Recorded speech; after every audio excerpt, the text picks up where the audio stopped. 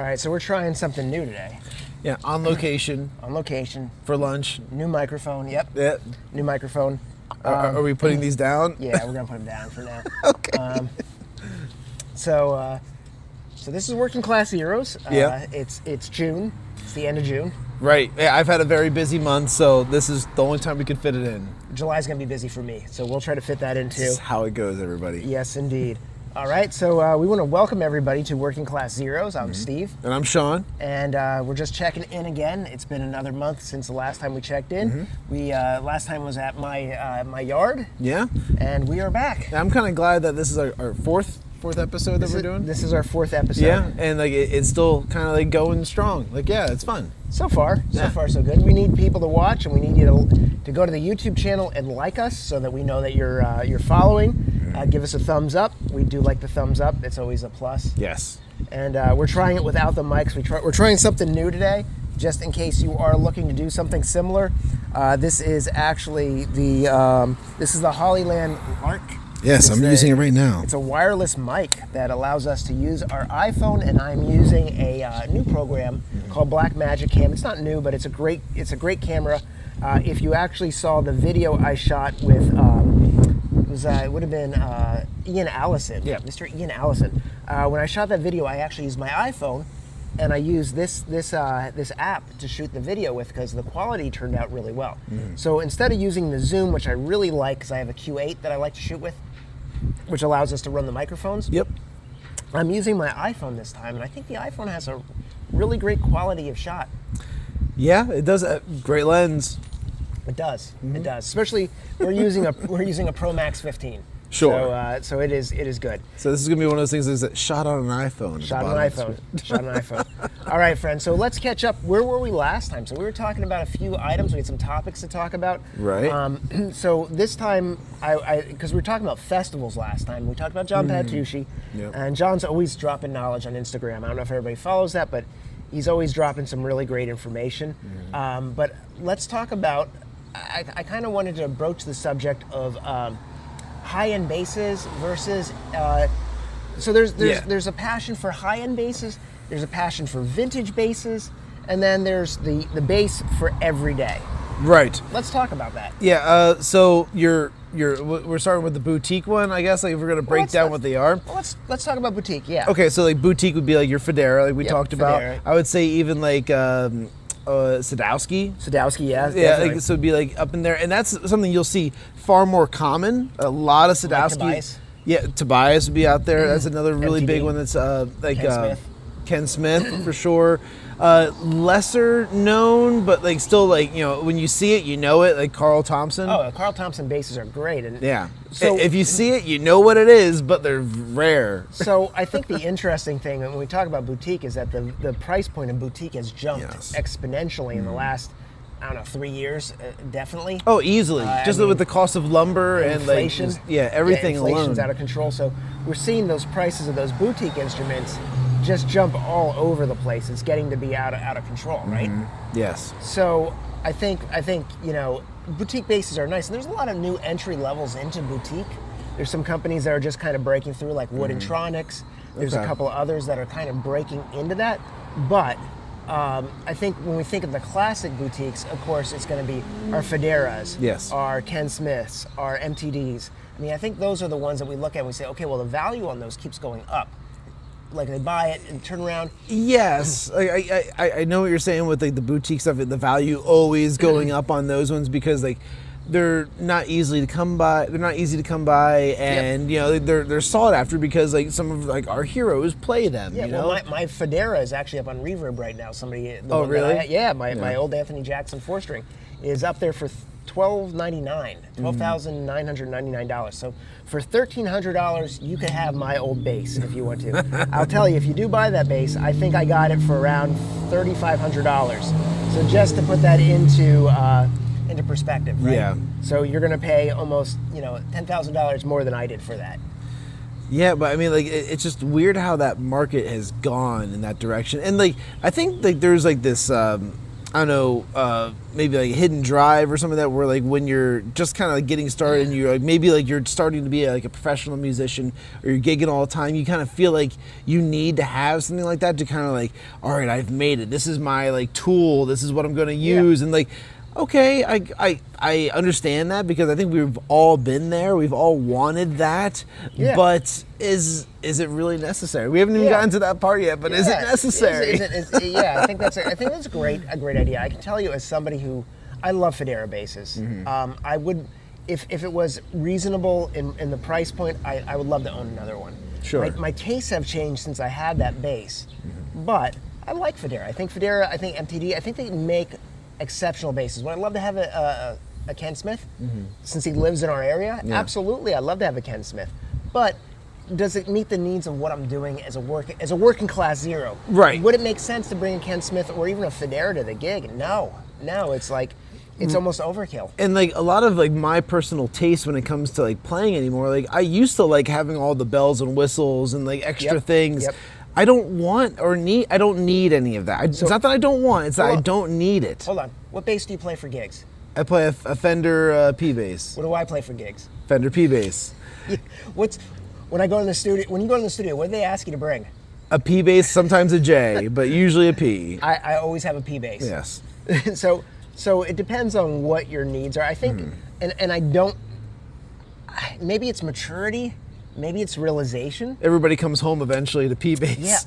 Yeah. My first bass was a P bass, and I'm kind of back to where I started from. And I love it. I love my P bass. Yeah, I think I started with like some kind of like a jazz style setup, and like when I had that, like it was just like a PV. It was like PV with like single coil. So it was like a jazz arrangement on like for the layout. Yep. But still, like I don't know, like it's. I've had all kinds of different stuff over the years, and I think like the one sound I can definitely agree is like the best one that I've come across for like all the genres has been the P bass. It fits all of it, and like you don't need all the bells and whistles because a lot of times those extra things I'm already covering with like my small pedal board. Yeah. You know, like any kind of EQing that I might want. Yeah. I mean, I still have them. I still have my M bass. Yep. I still have my McGinney, which is M bass. I have my Music Man, which is basically a P bass. My Music Man Cutlass. I have a ton of other basses, but 99% of the time, it's going to be the P bass. And it just makes sense, which actually brings us to the next question. So we talk about high end. The other end of this is vintage. So we talk about these basses that were not high end but became vintage, which the price point, again, exponentially out of control, right? Right. So I have a 69 P bass. I have a 74 and a 69. My 74 is more of that classic big fingerboard. It has it's got the maple fingerboard. It's the D neck. And my 69 it's almost a B, almost /A neck. It's a very nice neck. Right. And it feels very good. Now, but is it necessary? Does a vintage instrument really require, does it really change the overall tone? I mean, for me, there's, I guess, like a mojo that goes to like the feel of a vintage bass where it's been worked in, it's been played. There's like been like a lot of like just like pressure put onto the instrument itself, which I guess shapes it a little bit. But would a 10-year-old bass have the same that's played heavily, have the same wear and tear as a 69 that sat in a closet for 20 years? Oh, sure, absolutely. Like it's not that much of a difference. It's play. It's play. Yeah, and it's also kind of like what makes like a classic car versus just like an old car. Yeah. It's like, all right, once it hits like a certain age, like now it's considered vintage. Was it loved? I think that's the biggest thing. I think, was the instrument loved and played hard? It's one thing when an instrument is abused and beaten versus an instrument that was loved, played hard, and then taken care of. They tend to have a better quality. I mean, it's the same thing with uprights. It's like an old upright is, one that's aged, it's cured, it sounds good. It does have a vibe to it, right? It does have a vibe. I'm almost contradicting myself here, right? Because I said an older bass, but I think that part of that is was it played daily? If the instrument is played daily, if it's used, it gathers that vibe, right? Yeah. like I can definitely feel like, you know, an instrument that's played a lot more than something like that's just kind of been sitting around. Like I don't know, there is something to that for sure. Definitely. But definitely. like I would say, like, you know, is a vintage instrument, you know, better than a boutique? No, I'd say they're both kind of on the same tier of like, all right, it's cool, it's really cool to have like that old instrument, but like I'm in the boat where I still don't want to bring an old instrument like that to like a bar gig, because like I know you do, but like for me, I don't want to do that just because like I don't know, I'm almost scared. I'm scared to kind of like have something go wrong with it, and then like I've spent like, because some of them go for like $10K at least, you know, like 65 is I saw for, you know, they're selling for $16,000. Yeah, it's like you can find them. Yes, you can find beat up like vintage basses that are like maybe like $2,500, $3,000. You can find them around there, but they need a lot of work. Like they've been beat up for sure. They need your TLC, but well, that brings us to exhibition grade versus player grade. Okay. You know, when you're getting an instrument, and there is quality, I think, in player grade. So I own my P basses are all player grade. They've been used. They've been used hard, and I like that. As long as they've been maintained, the frets are good, the neck is straight, the truss rod is good. You know, because sometimes you get a player grade bass for a better price point because it's not perfect condition. It's not mint, but it plays and sounds amazing. The pickups sound amazing. There is a quality to that, but there's also a quality to a 15-year-old Fender that is good. And then again, once you start changing up round wounds versus flat wounds, sure, you know, it's gonna change the sound. It's also gonna change the wear and tear on the bass. A bass, especially a player grade that had flat wounds on it, is gonna have a better neck with better fret usage, better fret wear than one that was running round wounds that was being played hard. Because then you're talking about a refret, and that changes everything, because if you have a maple board and you do a fret job on it, you're going to lose some of the aging on it. It's going to change the way it looks. Sure. Things that go along with that for sure. But then, like, you know, when you go to like, let's switch over to like the mass produced. Yeah. Mass produced. So like, and there's different levels for that even. Like if you just look at like, you know, when we talk about guitars, there's tons of different guitars, but for just like basses, it's almost like you tend to always go towards Fender. Yeah. And when Fender, like you have like Squire, which would be like super entry level.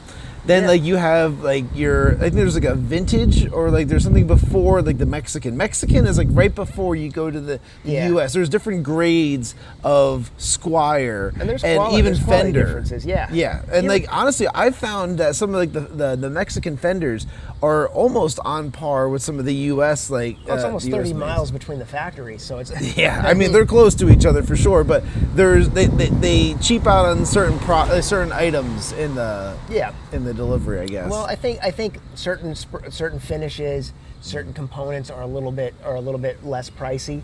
I think you end up with a quality instrument. I think what we're seeing too is that the price point of the Mexican-made Fenders are kind of rivaling the American-made ones. Yes. But I mean, again, you're talking about 30 miles of difference between Scottsdale and, or even if you're talking about the Fullerton shop in California versus, you know, Mexico, and you're having a lot of the same quality. I mean, the quality coming out of the Mexican-made ones are very good. I think the Mexican basses are very high quality. Yes. I like them. Some of the other ones, not so much, but it depends. It depends on the quality inspection. And what's your budget? Yeah. Yeah, like if you want a good bass and you have like maybe like $800 to spare, let's say $800 to like $1,000, you can get like a really good Fender Mexican. Like that's like gonna be like one of the top tier ones. You know what the best bass is? The one that you have. Sure. 'Cause it's just like the camera. It's the camera that you have. That's the best camera, you know, because you work with what you have. Yeah. And I think that's reality. I think a lot of us are always pining for that next instrument. We're pining for that next thing. A lot of times it's finding the right instrument that fits for you, finding what makes sense, and then building out from there. It's like, okay, well, you can customize. You customize the instrument. You could take it apart. You could change the pots. You could change the pickup. Oh yeah, sure. You make it your own. You could sand down the neck. I mean, that was one of the things that I would always do on basses that had a finished neck. Is I would take some triple zero steel wool and pull the finish off the back of the neck. Took like steel wool to the back of it Yep. and just it gave it like more of a satin feel, which actually made it easier to slide. I did that with the Fender Mexican that I had before. I had the Fiesta Red finish on it. I don't know if you remember that one. Oh, But I that remember that one. Yeah, I just swapped out like the pick guard on that one. I was happy with it because like, I didn't like that anodized. Yeah, I had the other one too. I had the other color. Oh, the Scotch. Yep, The butterscotch one. The butterscotch one. Yeah. And it was a great bass. It was my entry back into Fender.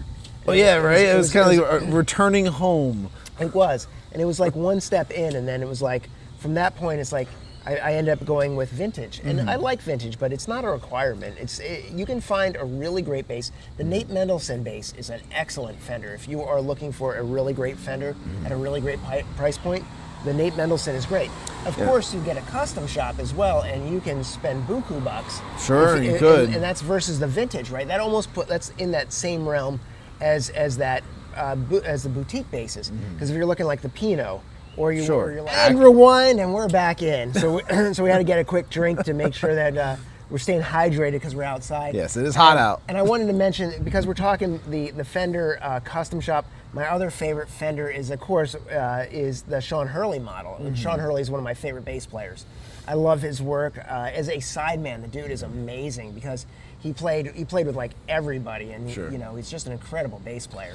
Yeah, for me, like I went the direction of the American Pro 2 Those model. are nice basses. The Fender US like American Pro 2, and I went with that one for the fact that like it's just like their standard like Fender P, like but it's a US model, and like I feel like the body shape on that one is slightly different than a lot of the other ones that I've played, and I really like it too. I think the American finishes are slightly different than some of the other finishes as well. Probably slightly. I mean, mine's just like the sunburst, but like it's got like a better heel to like the body going where the neck pocket is. It's more modern. Yeah, it's a little bit more, and like it has like this B-shaped neck on there, so it's kind of like it's fast feeling. It's a little more player. Yeah, it's a little faster feeling. It can have a really low action. Honestly, I think I've only moved the truss rod once on the neck during initial setup. The initial setup, I moved the truss rod once. I have not had to touch it again, and that is always a huge telling factor for me of like the quality of like the instrument. You sound like you're preaching. Almost, just because like I look at it, and like when I adjust it, if I have to touch the truss rod every month or every other month or something like that, I'm like this is just annoying at this point. Like I mean, like, granted, you're gonna experience that when the dry humidity going into like a really like humid like environment, that you're gonna get that like movement in the neck, but if you have like a really high quality like instrument. Is that a rosewood board or a maple board? That one's a rosewood. Rosewood, okay. So one of the things that you can do with that, and just a sidetrack on this, is that make sure that you're taking care of the board. That also is preventive too, by making sure that you're maintaining it, oiling it. Yeah, that will help, because any humidifying the environment through the winter. I run a humidifier from the end of October until April 17th is when I turn it off.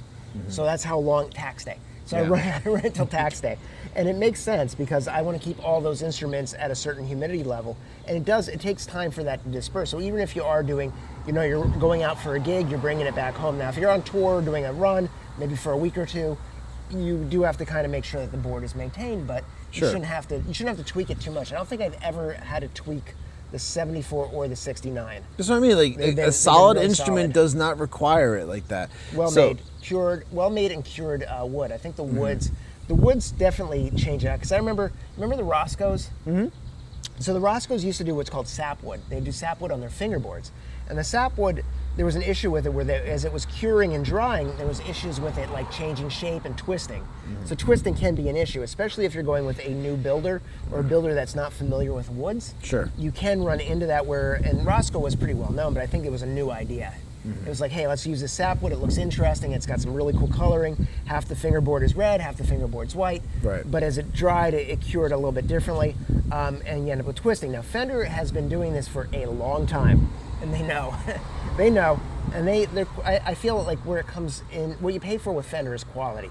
You're paying for quality and security. You know it's going to last. Just so everyone knows, we're not endorsed by Fender. at but all. if they want to. If they wanted to endorse us, that's a different story. We both play Fenders. We'd be happy to be endorsees. But unfortunately, no, we are not. And these are just our honest opinions about the thing. Yeah, this is not a commercial, by all means. No, it's just as a working class musician, as you're out there, just from learning from experience, showing up to recording sessions with a Federa and the producer going, okay, that's lovely. Can you use my Fender in the corner? Yeah. It just made more sense. And it's like, I had a 28 fret Federa, and he was like, okay, that's awesome. Play the P bass over there. Yeah. All right. And don't go above the 7th fret. Well, I didn't get that pushback, but it's but play in the money zone. yeah, and there's truth behind that, depending on the gig you're doing, Sure. So Absolutely. if you're depending on the gig. Well, that's all just bullshit too, just because like it's a timbre thing. Like it's about like the way the instrument's like resonating with where the note falls on the neck, and the string length and the thickness. All that makes a difference with how the note resonates. Yeah, I can tell you, as working with Chuck Hammer, like recently, he's like play. He's like, I went low, stay on the E string. He's like, you can avoid the G a little bit. He doesn't want me moving up the neck. He wants certain frequencies for the recording, and I'm okay with that. I'm like, all right, you tell me what you need, and I'll see if I can provide it. Sure. But we were here for a while. Let's move on. So I think we realize it comes down to with vintage and boutique. It comes down to it's beauty. It's beauty's in the eye of the beholder. I see a lot of guys on Facebook. I see a lot of guys on Instagram that are they're blowing out their credit cards buying these boutique instruments, and they're not happy with them. No. So you have to really decide, is it for you? Now the instruments are great. You have to have the right amp with it, because remember the instrument's half the story. The amp is the other half, and then the pedals are kind of like you mix it in. Your cables mix it in, but you get a great bass with a really bad amp, you're not going to have a good experience. Not going to have a good time. That's right. You're not going to have a good time.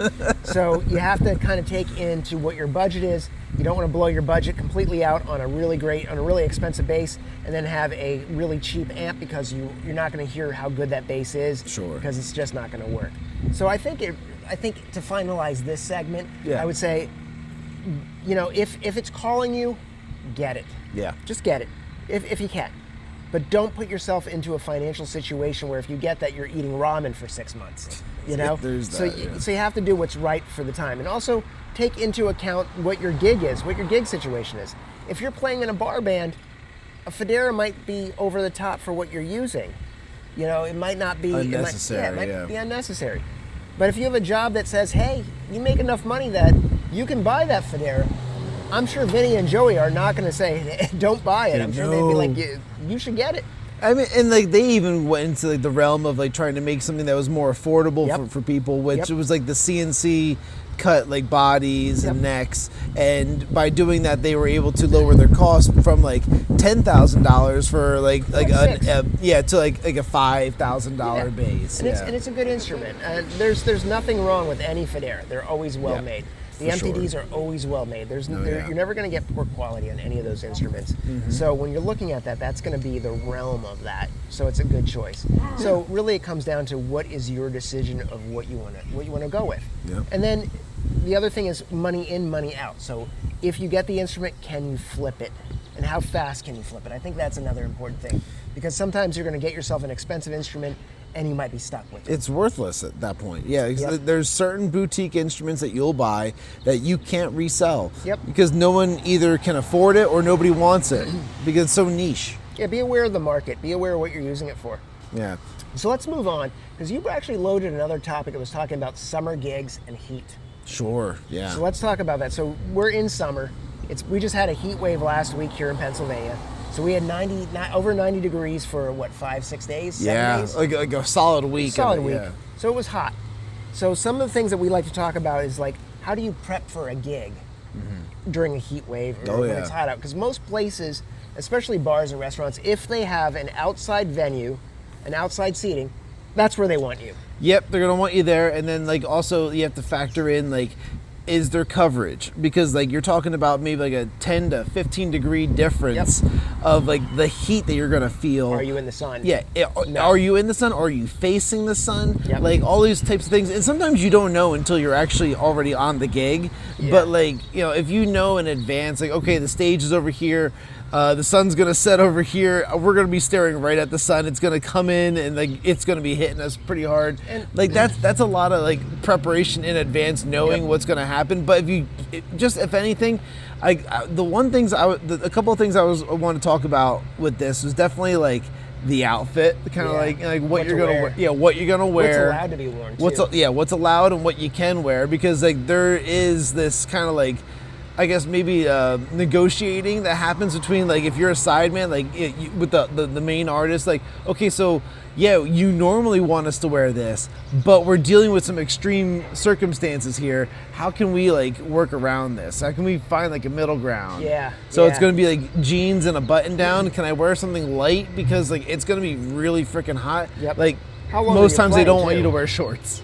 Yeah, well, how long are you playing too? I think that that always comes into a factor. Yeah. So I did a summer tour a few years ago, and like everything was jeans and button down. Oh, yeah. And it was like, okay, are we outside or are we inside? Well, 2 of the gigs were inside, a bunch of them were outside.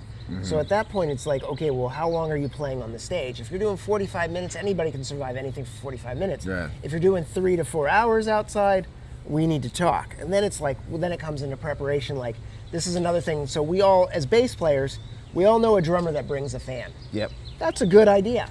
Why aren't we bringing fans? Why don't we bring fans? I'm bringing fans this summer. Yeah, I should have brought a fan. I just did a really hot know gig. you did. It was out in the Where was that? Was that somewhere midwestern Pennsylvania? Yeah, Emporium, PA, which is Emporium. That sounds right interesting. outside of like New York. Like okay. it's like that. New York State. Yeah, New York State, like Okay. that way. Like, so definitely middle of PA. It's about like maybe like 4 hours from here. Oh, okay. So- north of like Penn State. Yeah. Okay. So we're out that direction, and it was set up real pretty. It was like a beautiful farm that they had set up for almost like what looked like a wedding, Yeah. kind of like layout. They had a tent set up for us, which was nice. These are mountain folk, so they're not used to the heat either. Mountain folk. Yeah, mountain folk. They're not used to the heat, so therefore, like, like Appalachia there. this was really hot for them. And you know, like they're showing up in like jeans and like, you know, regular old button downs, and I'm like, you're insane! Like, it's so fucking hot! Like, I'm dying here. I go and I keep on hydrating. I think I drank maybe like 9 bottles of water. So having water is key. Making It's sure you super bring your water with important. you. Bring a gallon of water with you if you can. If it's a really hot day, Because a lot like of times you're like gonna go bars through will it. have it, but a venue, so if you're playing like a stage somewhere, there's a good possibility that they will bring you a bottle of water, but you want to make sure that you have your own water. And I think it's a good idea to have a fan. You know what? And I'm gonna say this to all my friends out there in the bass musician world: discover Harbor Freight. I found out about this place literally maybe like 3 months ago. I did not know about it, and probably some people are like, I knew about this for years. You just found out about it. And I've heard of it, but yeah, you're like, you gotta go. It's amazing. I bought a fan there that's battery powered. Yeah. So talk about, like, you know, now all of a sudden you can have air anywhere. It could be a gig, then you don't have enough plugs. You got a fan. And true. a fan does make a difference. And, Yeah. and by not having the fan plugged in, you're not pulling power from, because a lot of times, like when you play those summer Sure. gigs, there's like one plug. If Yeah. it's a really bad, like sometimes these festivals are really slapped together. Yeah, it's like extension cord out to the stage. Yeah. You have one outlet, Yeah. and it's like running off like a 15 amps. Like, good luck. And then you don't want to throw the fan on that as well, because the fan might actually produce a signal into it as well, as which is could. going to mess with. So getting a battery powered fan is not a bad idea. And again, not endorsed by Harbor Freight, but I found out that they have some amazing fans. Yeah. You got to check it out. And It's now, worthwhile. like with the outfit, like sorry. a lot of times, like you know, artists, like they want you, if you're like a side man, or even if you're part of the band itself, it's like black. Yeah. Like a lot of times it's black, or like it's Especially in like summer. button downs and like black jeans, or like or just jeans in general. Like, and it's like, Yeah. I don't know. It's something where, like, you know, the ideal temperature should be like 60 to 70 degrees almost for that type of an outfit. And you're But doing like 90. when you're in the 90s, it's like, man, we need to have some kind of compromise here with this. And like it turns into like very light button-down shirts. Yeah. No undershirt a lot of times. Sometimes I don't recommend shorts for the gig, but I've done it. You've done it. I've done it. I allow it. So with my band, I've given them, it used to be very strict, like, okay, black shirt, black pants, black shoes. Singer is normally a different color. Yeah. Because I'm kind of the MD for the band. So that was kind of the goal. But when you're playing gigs outside, like we play a regular gig that's outside in the sun, and right now we know that the sun is setting at like 8:45. So if you have an 8 o'clock call or a 9 o'clock call, you're right at the end of that. So you want to be able to move into those evening hours a little bit more smoothly. Sure. So my advice to everybody is I just tell them, I'm like, hey, drummer, shorts are fine. That's oh fine, yeah, because drummer is always you're the hidden. exception. You're hidden. Yeah, drummer can always wear shorts. It's fine. Everybody else, if you can do a light pant, that's better. But if you have to do shorts, if we hit that point where it's that hot and that humid, shorts are okay. Nobody's gonna kick you off the stage. We're not gonna cut your pay. You have to be able. You can't be sweating and dying on stage and still play. So we have to kind of come to an agreement with that. Yeah, and I've worked with some artists in the past that I've gotten fired from the gig because I didn't wear the right color. Or I did wear the right color. It wasn't dark enough. Yeah. I got one warning, and then after that, like the next time I wore the right color, but I guess it was a little too faded, and like, nope, you're out. So there's some bands do have dress codes, and dress codes. Now again, that to depends. a fault though, because I played a hot gig with that person, and that was the one I got fired from because it was so stinking hot, and I'm wearing all black. Yeah. And it's like, you didn't wear all black. Yes, I did. I was wearing all black. And let's be honest. That would not be a gig that I would worry about a dress code. I'm not. That one I wasn't worried about. So when you're playing, like if I'm playing a standards gig and I'm supposed to be wearing a suit, I'm gonna wear the suit because that's what's required. Right. It depends on the gig. If I'm playing a country club or I'm playing a theater, that's a standards. That's the way you go. I'm also probably going to be playing upright. I'm not going to be playing electric bass because that's what they want. So it depends on what's the requirement. If it's a gig where that's a bar gig or it's something like that, that's even like a barbecue festival. Oh yeah. Go just Shorts. let's not over examine this. Let's just make it what it is. I think, but being prepared. I think having your water, having your fan, having other things that can help to mediate the heat is also a good thing. Understanding where the shade is, where the sun is. I always think about, like, I don't want the sun beating down on my instrument either. It's a really good idea if you own one to bring a canopy just in case you get to the stage and there is no coverage. You don't want your amp, your pedals, your instrument just baking in the sun, especially if it's a hot day. Absolutely. So that you can, if you have the capability of bringing like a 10 by 10 canopy, at least then everything stays cool until you're ready to play. That's an idea. I have one because we've done the baseball gigs around here too, where we have a local baseball team.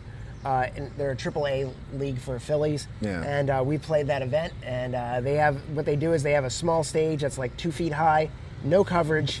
So I have a canopy that I bought years ago for grilling. I throw that in the Jeep. I bring it with me. I set it up, and it's ready to go. Yep. So being prepared. So being prepared is important. So if you don't prepare, you're preparing to fail. So make sure that you think about those things ahead of time so you don't pull up to the gig and end up in a situation where you don't have anything, because then it's miserable and you're not going to be happy, and when you're not happy, you're not going to play well. Yeah. That's just true. So if you can comfort helps, or at least being in a comfortable state helps you to perform more easily, helps you to be more creative. At the end, you end up with a better performance. Sure. And everybody wins. Yeah, you want to make it comfortable for yourself for how long you're going to be playing. All right, well, that's great. So I think that sums it up. Let's move on to, so today I think we only have 2 items really for our, sure, it's awesome, but is it necessary? Sure. Let me get mine? Yeah, get yours first. All right. So, for show and tell today, I brought the Radial Big Shot IO. Yes. Now, this to me is really cool, and I'll go into all its features, which it's a passive AB switch. And what's neat about it being passive is the fact that you have 2 inputs, 1 output, but you also have a tuner output as well. a mute switch, and also you have a channel select. Now these other toggles here, it kind of like toggles whether you have like the tuner going to the output, or you have like there's different bright and dim settings for the inputs. Basically, active, passive. That's kind of like the way it works for this thing.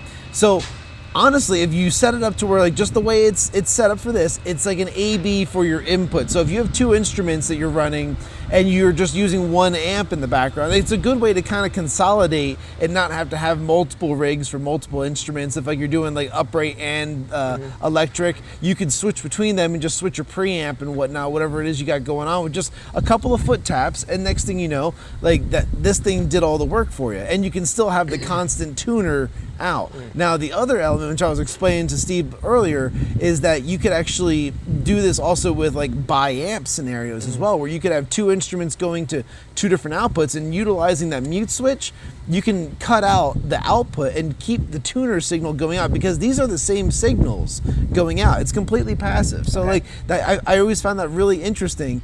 Like A, B, or C. Yeah, really. And then like when you if you flip this thing around, you can go backwards through it as well. So if you go into the output, it's like a single going to a split of like the outward. So then you have like, you can switch between maybe two different amp signals, or like it's like it's maybe you want to do something where you have like a clean and a dirty, or something along those lines, in which case you'd probably want to go like the regular way. Yeah. But you can switch this thing around, and it's pretty like the a lot of variables to what you could do with this thing. What's the price on that?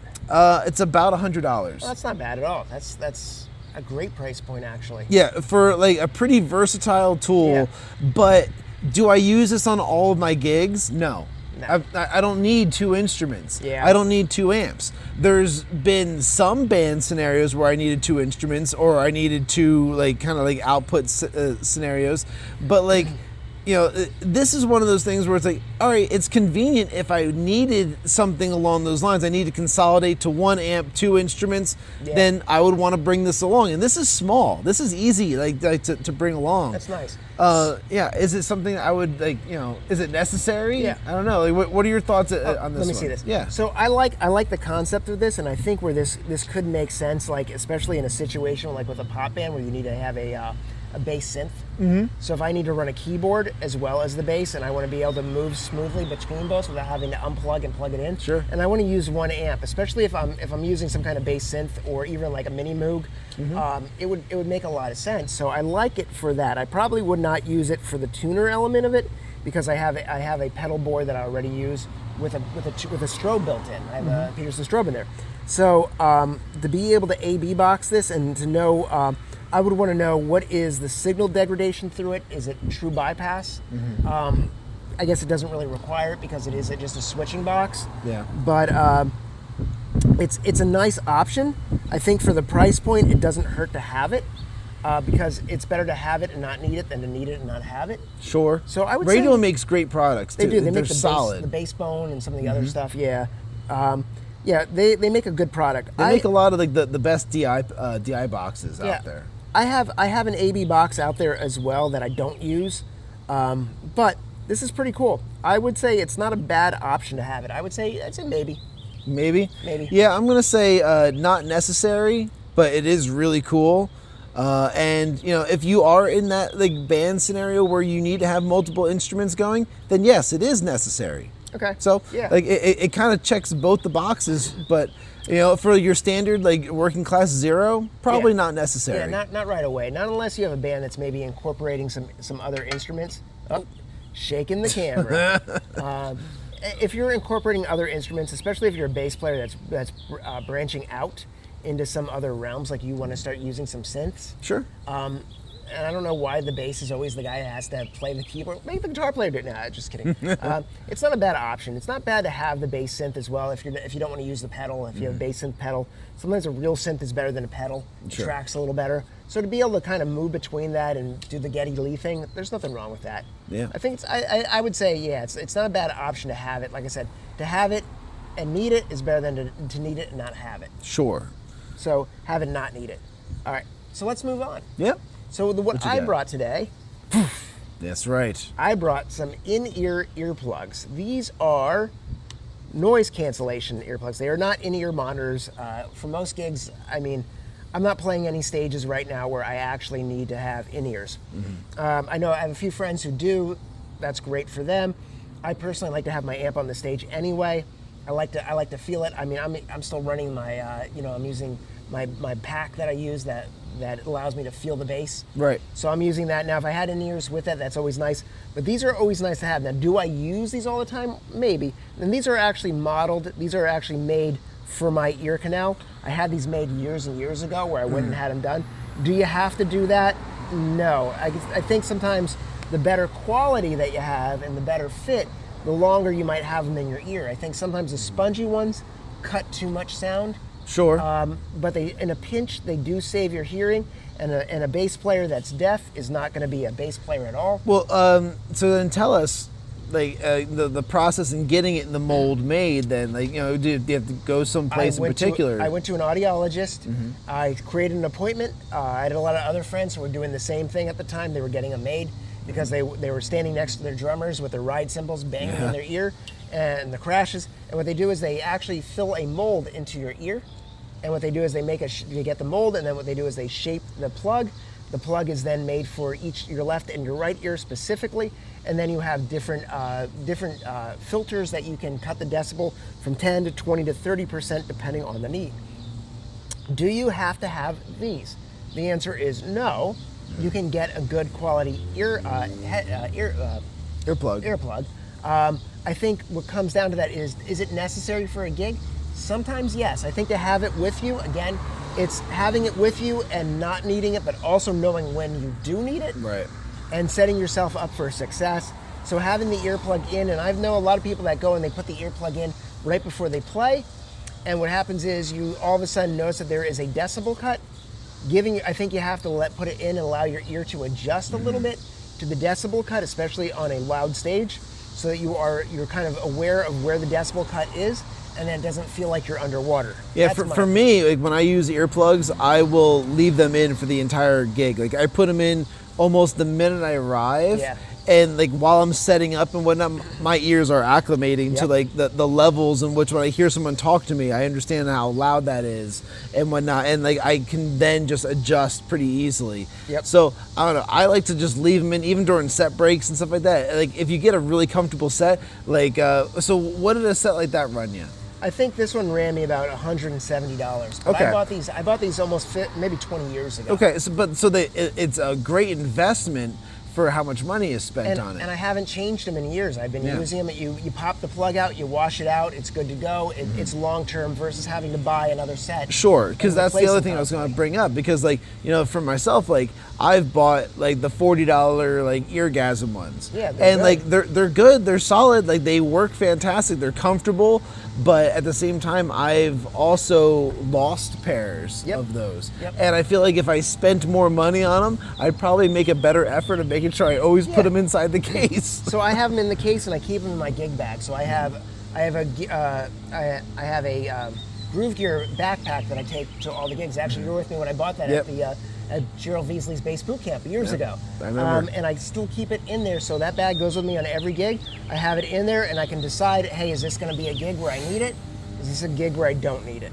So it's something to think about. Yeah. So with that, is it good to have? You think necessary? Absolutely. Yeah, I would agree. I think necessary. So friends, it's starting to get a little noisy around us. Everybody seems to be out doing their lawn trimming at the same time. And I think it's a good time for us to kind of to pack this in. Right. So necessary, yes. Yes. Have them and not need them, just like the other things.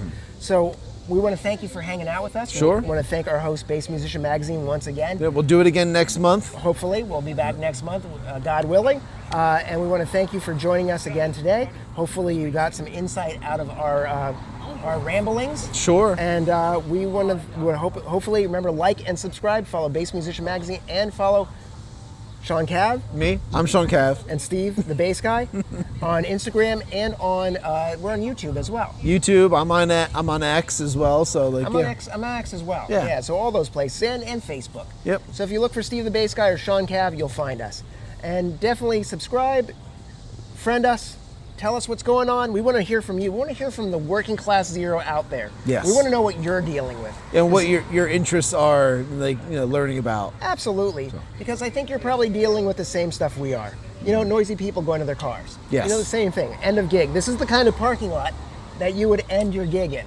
Yep. And this is where we are. And we're signing off from the Roadhouse in Hanoverville Township, Bethlehem, Pennsylvania. Thanks for joining us, and we look forward to seeing you again. All right, take care. Bye-bye, guys.